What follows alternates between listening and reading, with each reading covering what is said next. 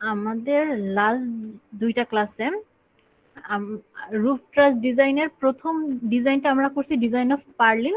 2টা কেস চিন্তা করে আমরা পার্লিনের ডিজাইনটা করছি। প্রথম কেসটা ছিল design of purlin considering dead load only, শুধুমাত্র যদি পার্লিনের উপরে ডেড লোডটা আসে বিভিন্ন এলিমেন্টের ইনক্লুডিং পার্লিন সেলফ ওয়েট, তখন আমরা অ্যানালাইসিস করে ফাইনালি ডিজাইন করে একটা সেকশন পাইছিলাম। আমাদের সেকেন্ড কেস ছিল design of purlin considering both dead load and wind load. সেখানে আমরা ধরে নিছি যে উইন্ড লোডও আসবে এবং ডেড লোডও আসবে পার্লিনের উপর। সেটা চিন্তা করে আমরা অ্যানালাইসিস এন্ড ফাইনালি ডিজাইন করে পার্লিনের আরেকটা সেকশন পাইছি। এই দুটো সেকশনের মধ্যে যে সেকশনটা লার্জার সেকশন, সেই সেকশনটাই হচ্ছে finally chosen section for purlin section. এটা ছিল আমাদের প্রথম এলিমেন্ট, রুফ ট্রাস ডিজাইনের প্রথম যে এলিমেন্টটা আমরা ডিজাইন করছি সেটা ছিল পার্লিন। ওকে, আজকে আমরা শিখবো হচ্ছে analysis and design of sag rod. Okay, আমরা স্যাগ রডের কত লোড আসে এবং হচ্ছে সেই লোড রেজিস্ট করতে পারার জন্য কত বারের হচ্ছে হলো আমাদের হচ্ছে স্যাগ রড ইউজ করতে হবে সেটা বের করবো। ঠিক আছে, আচ্ছা। তো স্যাগ রড কোথায় ছিল? স্যাগ রডটা ছিল যে আমরা পার্লিনের কানেকশনটা একটা ট্রাস থেকে আরেকটা ট্রাসের টপ কোর জয়েন্ট পর্যন্ত কানেক্টেড ছিল। এভাবে একটা ট্রাস থেকে আরেকটা ট্রাস কানেক্টেড অবস্থায় ছিল। একটা ট্রাসের টপ কোর জয়েন্ট থেকে আরেকটা ট্রাসের টপ কোর জয়েন্ট, এভাবে করে ট্রাসগুলো কানেক্টেড ছিল পার্লিন মেম্বার দিয়ে। এবং বলছিলাম যে যদি পার্লিনের স্প্যান লেন্থ অথবা বে ডিস্টেন্স অথবা স্পেসিং অফ দ্য ট্রাস লার্জার হয়, ওকে, তখন যেহেতু পার্লিন জাস্ট 2টা টপ কোর জয়েন্টে সিম্পলি সাপোর্টেড কানেক্টেড, এ কারণে যদি পার্লিনের স্প্যান লেন্থটা অনেক বেশি হয় সেক্ষেত্রে হচ্ছে ডিফ্লেকশন হবে। ওকে, এই ডিফ্লেকশনটাকে রিডিউস করার জন্য পার্লিনের মিড পয়েন্ট দিয়ে, একটা পার্লিনের মিড পয়েন্ট থেকে আরেকটা পার্লিনের মিড পয়েন্ট পর্যন্ত হচ্ছে একটা মেম্বার কানেক্টেড থাকে প্যারালাল টু দা ট্রাস সারফেস। ওকে, যে স্লোপি সারফেসটা, সেই স্লোপি সারফেসের তোমার হচ্ছে প্যারালালে হচ্ছে তোমার, অথবা বলতে পারো পার্লিন মেম্বারের পারপেন্ডিকুলারলি হচ্ছে পারপেন্ডিকুলার এবং স্লোপি সারফেসের প্যারালালে হচ্ছে আরেকটা মেম্বার কানেক্টেড থাকে, যেটাকে আমরা স্যাগ রড বলতেছি। স্যাগ রডটা দেওয়ার উদ্দেশ্য যাতে হচ্ছে পার্লিনের ডিফ্লেকশনটাকে রিডিউস করা যায়। ঠিক আছে, আচ্ছা। তো এখন আমরা স্যাগ রডটা কোন বরাবর ইউজ করছিলাম?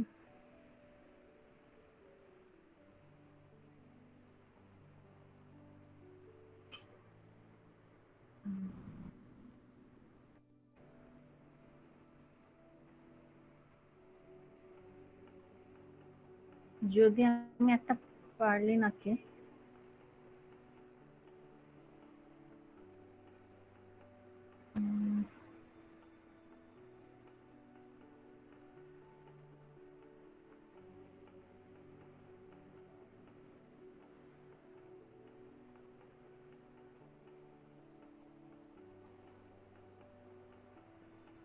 এখানে একটা ট্রাস মনে করো, এখানে আর একটা ট্রাস ড্র করলাম।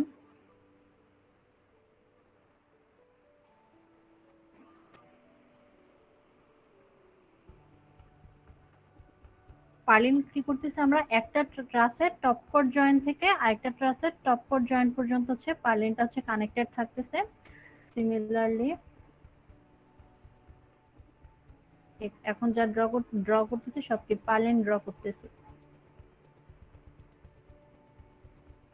বাকি সাইডেও সেম একই কেস। আচ্ছা, তো হচ্ছে এই স্প্যান অফ দ্য পার্লিন, অথবা এটাকে আমরা কি বলতেছি বে ডিস্টেন্সও বলি, অথবা স্পেসিং অফ দ্য ট্রাস। ওকে, এই লেয়ারটা যদি অনেক বেশি হয় তখন তোমার পার্লিনের ডিফ্লেকশন হবে। এই পার্লিনের ডিফ্লেকশনটাকে রিডিউস করার জন্য একটা পার্লিনের মিড পয়েন্ট থেকে আরেকটা পার্লিনের মিড পয়েন্ট পর্যন্ত হচ্ছে একটা মেম্বার কানেক্টেড থাকে। এই মেম্বারটাকে আমরা বলতেছি স্যাগ রড। এভাবে বাকি দুইটাতেও কন্টিনিউড থাকবে। আচ্ছা, তো আমরা যখন পার্লিন ডিজাইন করছি তখন আমরা যে কথাটা বলছিলাম যে পার্লিন যখন প্লেস করা হবে, পার্লিন যখন প্লেস করা হবে ট্রাস সারফেসের উপরে, তখন সেটা প্লেস করা হবে ট্রাস সারফেসের পারপেন্ডিকুলারলি। এটা যদি এই ইনক্লাইন সারফেসটা যদি এই সারফেসটা হয়, তাহলে এই সারফেসের হচ্ছে কি পারপেন্ডিকুলারলি হচ্ছে পার্লিনটাকে হচ্ছে প্লেস করা হবে।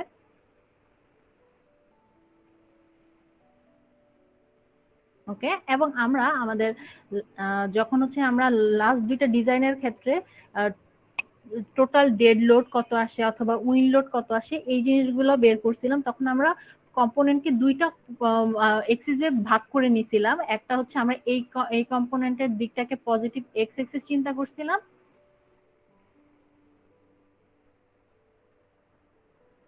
এই দিকটাকে পজিটিভ এক্স এক্সিস চিন্তা করছিলাম, এবং এই দিকটাকে পজিটিভ ওয়াই এক্সিস চিন্তা করছিলাম।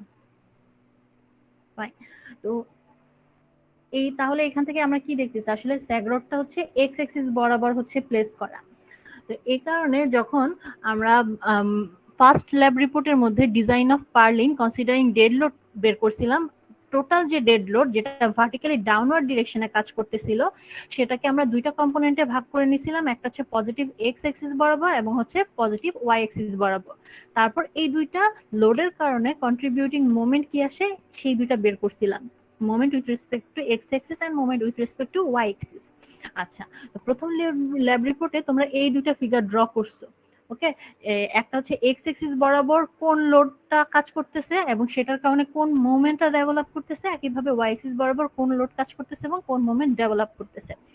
তো আমাদের WDLX লোডটা কাজ করতেছিল এক্স এক্সিস বরাবর, এবং এই WDLX লোডের জন্য আমাদের MYY মোমেন্ট ডেভেলপ করতেছিল, এবং আমরা কি দেখছিলাম যে এক্স এক্সিস বরাবর স্যাগরোডও আছে। ওকে, এক্স এক্সিস বরাবর তিনটা জায়গায় সাপোর্ট পাচ্ছে, একটা হচ্ছে তোমার এই ট্রাসের টপ কোর জয়েন্টে, আরেকটা হচ্ছে এই ট্রাসের টপ কোর জয়েন্টে, এবং আরেকটা সাপোর্ট কিন্তু সে হচ্ছে স্যাগরোডের এখানে পাচ্ছে। ওকে, পার্লিনটা তিনটা সাপোর্ট পাচ্ছে এক্স এক্সিস বরাবর। সুতরাং যখন এই ডিরেকশনের লোডটা আসতেছে তখন যেহেতু স্যাগরোডটা এই এক্স এক্সিস বরাবর অবস্থিত, সুতরাং সে একটা সাপোর্ট দেওয়ার কারণে এখানে কোনো ডিফ্লেকশন হচ্ছে না। এখানে আমরা দেখছিলাম যে MYY মোমেন্ট যেটা ডেভেলপ করছে সেই MYY মোমেন্টটা হচ্ছে সিম্পলি সাপোর্টেড মোমেন্ট না হয়ে এরকম একটা বেন্ডিং ডায়াগ্রাম আসছে। তো যেহেতু স্যাগরোড এখানে একটা সাপোর্ট দিচ্ছে, সুতরাং এই স্যাগরোডেরও কি একটা রিঅ্যাকশন আসবে। এটাকে যদি আমি প্রথম ট্রাসের টপ কোর জয়েন্ট চিন্তা করি এবং এটাকে দ্বিতীয় ট্রাসের টপ কোর জয়েন্ট চিন্তা করি, এই দুইটা পজিশনে সাপোর্ট পাচ্ছে, এবং আমরা কি বলছি এই ট্রাসটা হচ্ছে পিন কানেক্টেড ট্রাস।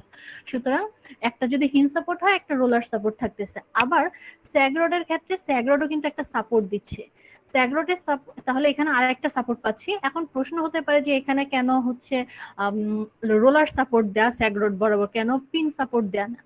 আমরা অলরেডি যখন দুই ডিরেকশনের মোমেন্ট বের করছিলাম তখন যে জিনিসটা দেখছি, এই বরাবর যে লোডটা আসতেছিল, ওকে, WDLY যে লোডটা আসতেছিল,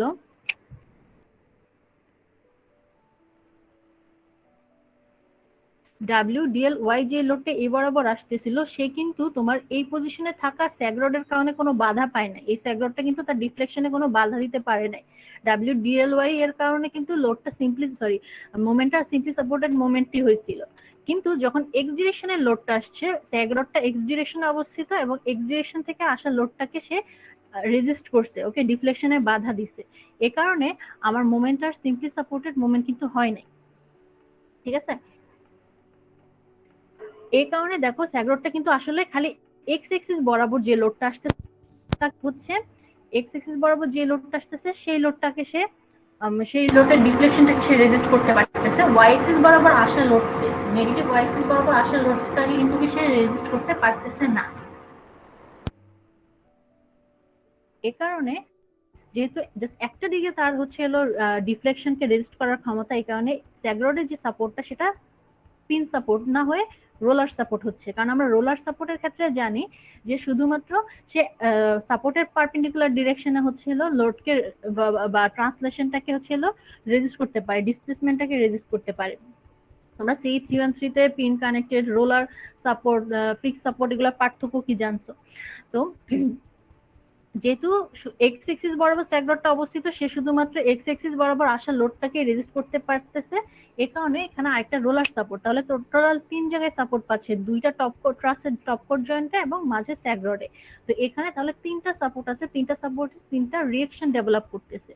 তো তোমাদের C313 তে তোমরা যেরকম হচ্ছে SFD BMD বিমের এবং হচ্ছে ফ্রেমের ড্র করার আগে কি সবগুলা সাপোর্টের রিঅ্যাকশন বের করে নিছো, তো এখানেও যখন তুমি WDLX লোডের জন্য এই তিনটা সাপোর্টের রিঅ্যাকশন বের করবা তখন মানে এই ক্ষেত্রে তোমার নিজেদের জন্য ক্যালকুলেশন করে, তোমরা যেহেতু অলরেডি জানো প্রসেসটা C3on3 কোর্স থেকে, তোমরা নিজেরা ক্যালকুলেশন করে বের করে দেখতে পারো যে ওরা যে সাপোর্টটা বের করছে, সাপোর্ট রিঅ্যাকশন, সেই সাপোর্ট রিঅ্যাকশনটা হচ্ছে ম্যাচ করে কিনা।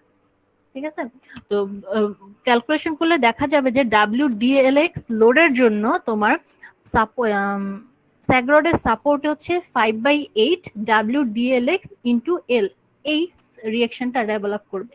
ঠিক আছে, WDLX লোডের জন্য তুমি যদি প্রত্যেকটা সাপোর্টে কত রিঅ্যাকশন আসে ক্যালকুলেশন করো, তাহলে দেখবে যে স্যাগরডে এই পরিমাণ রিঅ্যাকশন আসবে, মানে হচ্ছে স্যাগরডকে এই পরিমাণ হচ্ছে লোড হচ্ছে সাপোর্ট করতে হবে।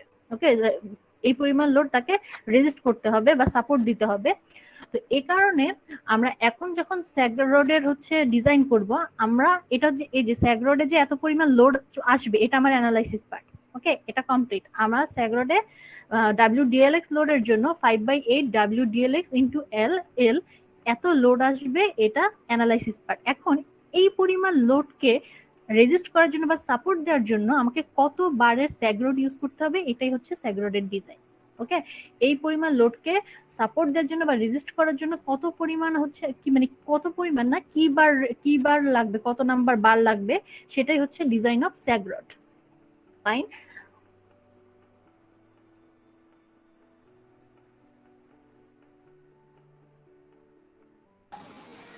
ম্যাম এটা কি অনেকটা রডের মতো কিনা? আমরা যে বিম বা কলামের ক্ষেত্রে রড হিসাব করছি, যে একটা এরিয়া দেওয়া থাকছে, ওই এরিয়া অনুযায়ী আমার কত রড ইউজ করব।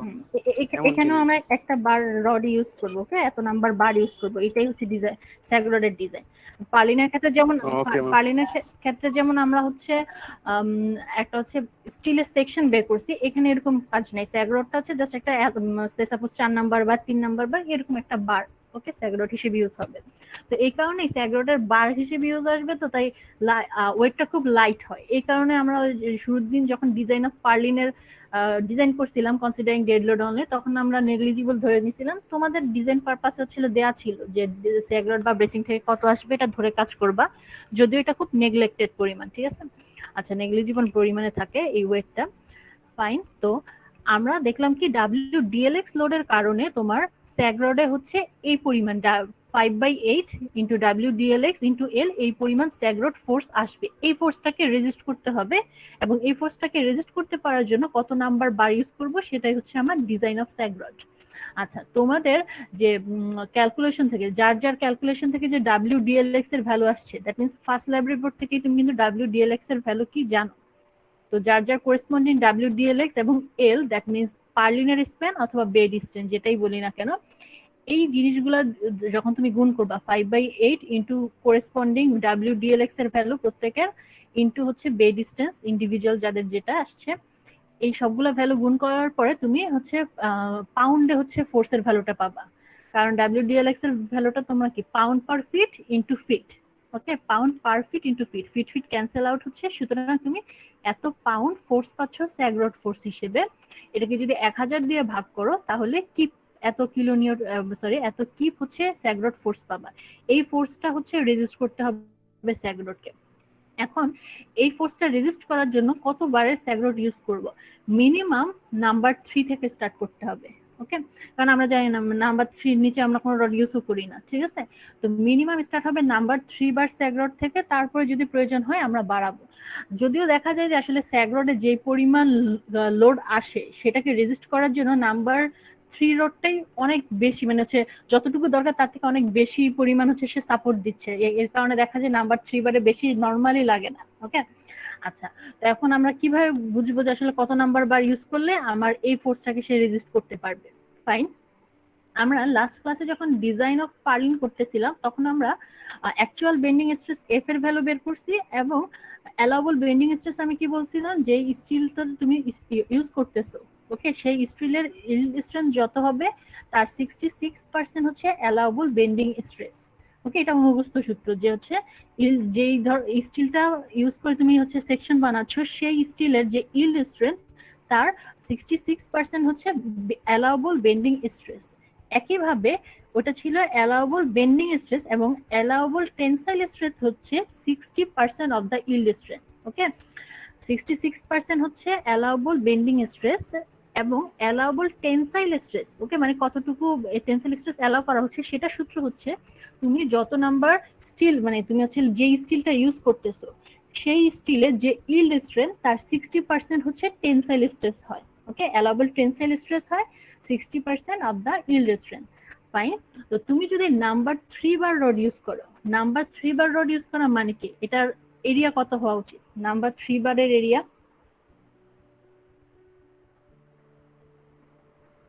নাম্বার 3 বার হচ্ছে কি 0.11। ওকে, আচ্ছা ফাইন। নাম্বার 3 এটা এটা কি রিপ্রেজেন্ট করে, নাম্বার 3 দিয়ে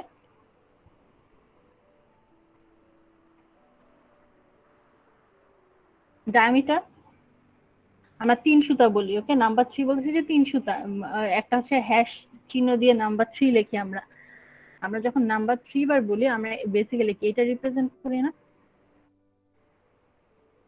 ওকে। এই 3টা কিন্তু আসলে ডায়ামিটার বোঝাচ্ছে, তুমি যে বারটা ইউজ করতেছো বারটা কি আমরা সার্কুলার বার, সার্কুলার বারের ডায়ামিটারটা রিপ্রেজেন্ট করতেছে, তাহলে আমি যদি এই বারের এরিয়া কত বলি, আমরা সার্কুলার কোনো কিছুর এরিয়া কি জানি π/4 d স্কয়ার, ওকে, তাহলে এই বারের জন্য এরিয়াটা কত হবে π/4, সুতাকে হচ্ছে কি আমাকে হচ্ছে ইঞ্চে নিয়ে আসতে হবে, এবং আমরা জানি এক সুতার সমান হচ্ছে 1/8 ইঞ্চ, তাহলে নাম্বার 3 বার বলতে আসলে কি 3/8 ইঞ্চ বোঝাচ্ছে, তাহলে এটা হচ্ছে ডায়ামিটার 3/8 ইঞ্চ অথবা 3 সুতা, ওকে, এটা ডায়ামিটার রিপ্রেজেন্ট করতেছে বারের, এবং যেহেতু বারটা সার্কুলার বার সুতরাং এরিয়া অফ দা বার হবে π/4 ইন্টু 3/8 স্কয়ার, ওকে, মানে হচ্ছে ডি স্কয়ার, π/4 ডি স্কয়ার। এখন কথা হচ্ছে যে নর্মালি আমরা যখন বার ইউজ করি বারগুলা কিন্তু প্লেন বার আমরা ইউজ করি না, বারটা একটু থ্রেডেড থাকে, ওকে, আমরা যদি স্টিলের মানে আমরা রড যদি দেখে থাকি,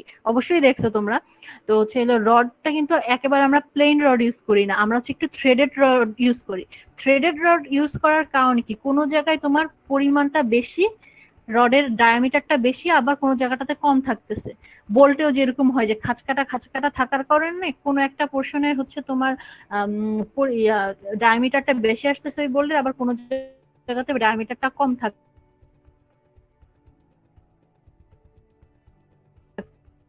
সেম ভাবে কারণে ওই তোমার হচ্ছে এই কারণে হচ্ছে হলো তোমার রডের এক জায়গায় ডায়ামিটার বড় থাকে এক জায়গায় ডায়ামিটার ছোট থাকে, তো আমাদেরকে ইফেক্টিভ এরিয়া নিয়ে কাজ করতে হবে, যখন আমরা এই নাম্বার 3 বারের এরিয়া বের করব তখন আমাদের ইফেক্টিভ এরিয়া নিয়ে কাজ করতে হবে। দেখো এখানে কি বলা যে assuming that the bolt threads will reduce the effective diameter by 1/16 inch, ওকে, বোল্টের মতো রডটাও তো ওইভাবে তোমার থ্রেডেড থাকে, এই কারণে আমরা ধরে নেব যে হচ্ছে আসলে যে ডায়ামিটার 3/8 ইঞ্চ বলতেছে আসলে 3/8 ইঞ্চ ডায়ামিটার না, তার থেকে কিছু কম, ওকে।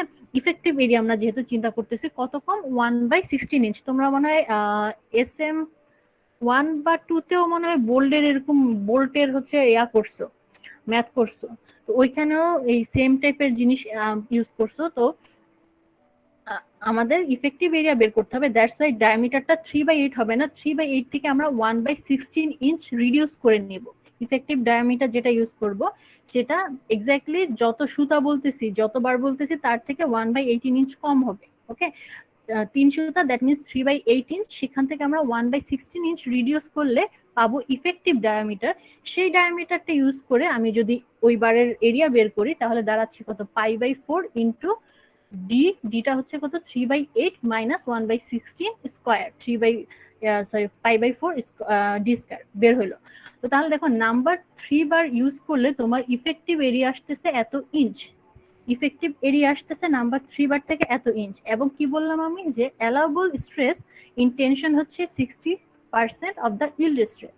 সুতরাং তোমরা যে FY ভ্যালু বের করতেছো তার সাথে যদি তুমি 0.6 গুণ করো তাহলে তোমার ওই ইল্ড স্ট্রেংথের স্টিলটা অ্যালাউবল টেনসাইল স্ট্রেস হবে হচ্ছে তোমার FT, যেটা এখানে এটার ক্ষেত্রে যদি বলি এখানে যদি আমি A36 গ্রেড স্টিল ইউজ করি, ইল্ড স্ট্রেংথ যদি 36 হয় তাহলে সেটাকে যদি 6.6 দিয়ে গুণ করি তাহলে অ্যালাউবল টেনসাইল স্ট্রেস আসতেছে 21.6 KSI, এর মানে হচ্ছে তোমার A36 গ্রেডের স্টিল, 36 গ্রেডের স্টিলটা হচ্ছে 21.6 KSI পর্যন্ত তোমার টেনসাইল স্ট্রেসকে অ্যালাউ করতেছে বা সে নিতে পারবে, ঠিক আছে।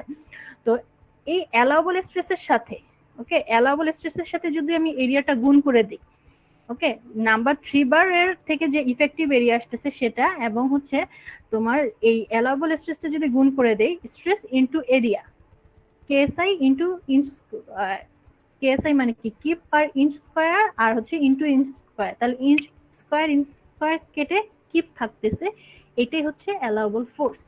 দ্যাট মিনস নাম্বার 3 বার হচ্ছে কতটুকু লোড আসলে সে নিতে পারবে সেটা বের করলাম আমরা।